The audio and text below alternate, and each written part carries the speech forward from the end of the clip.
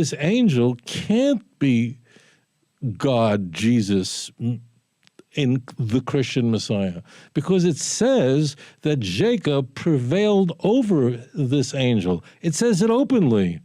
Well, how could anyone prevail over God? That's completely, utterly ridiculous. Now, imagine, right? I mentioned this earlier on. He's going to pose the question, and some people pose the question. We know this isn't God, right? In Genesis chapter 32, just to kind of help you understand what he's been saying. Hosea in chapter 12 apparently shows us that this isn't God, which it doesn't, right? We'll look at that in a moment. That's one thing. And at best, all he would be doing, if you think about it, is like, this is another question I say people should ask. Why are you saying Hosea has more significance than Genesis? Because he's saying, look, Hosea helps us understand Genesis. You could just flip it around and say, no, Genesis helps us understand Hosea, because Genesis came first. Genesis is from Moses and not Hosea. Like, that makes no sense. And I don't know if he's not thinking about this or he's just trying to pull the wool over his listeners. He's saying Hosea gives us insights about why Genesis can't be Jacob wrestling with God, when you could just flip it and say, no, Genesis is giving us insights about how Hosea is actually telling us that Jacob wrestled with God. Like, how are you going to balance the two and say, oh, this means this and this means this? Number one, right? Or number two, it doesn't make any sense. And now he's like, well, another reason we know it's not God who he's wrestling with is because it says that he fought with God and he prevailed. How on earth? It's absurd that someone could fight with God and prevail. Which, again, I don't know if he is just being funny. He's really doesn't understand how that could work. Like, and I always give this example because I believe most of us can understand this, right? Like, either when we were children or when we were parents or both, right? I was thinking about this earlier on, right? I remember we moved house recently, right? A couple of months ago. And I remember there was one morning, right? I think this might have one of the first nights in this place, right? We didn't even have our beds over here, right? So we're sleeping on an airbed, right?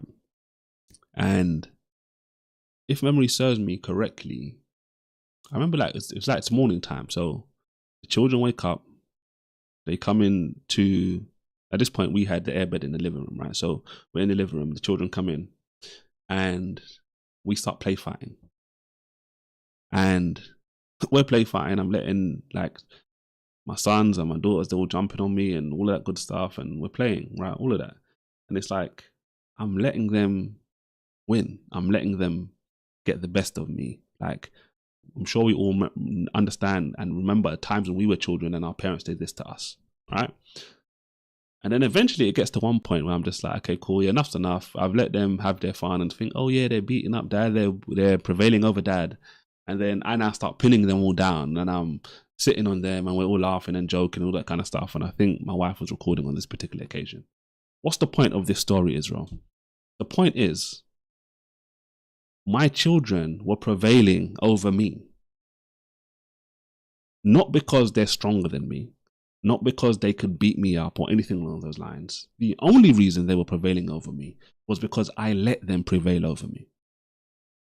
And when I decided, you know what, okay, it's time to pin my children and remind them, okay, cool, this is all fun and games, that was what happened.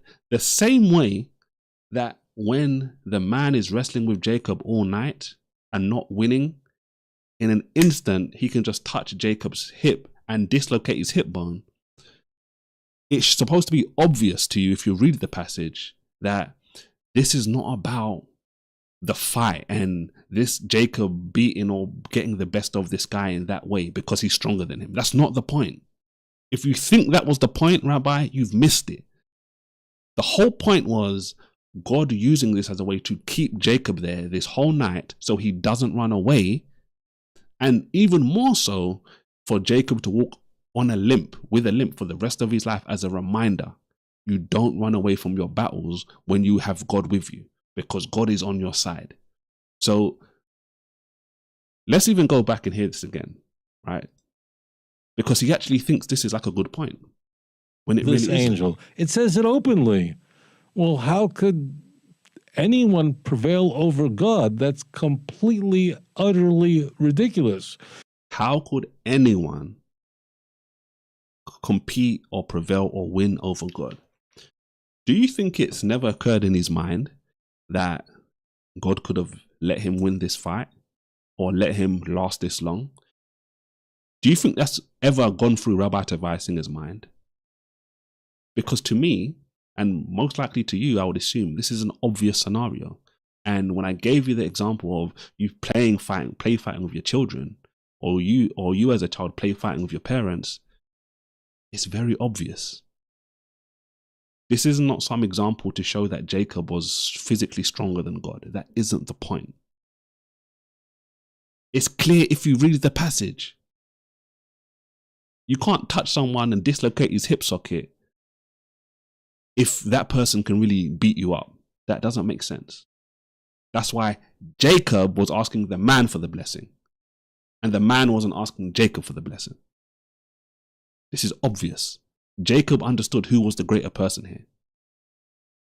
It seems like Rabbi Tovia Singer is the only one who didn't get the memo, which doesn't make a lot of sense. But let me know in the comments, right, if you understand this, because maybe I'm the one that's confused and this isn't as obvious as I think.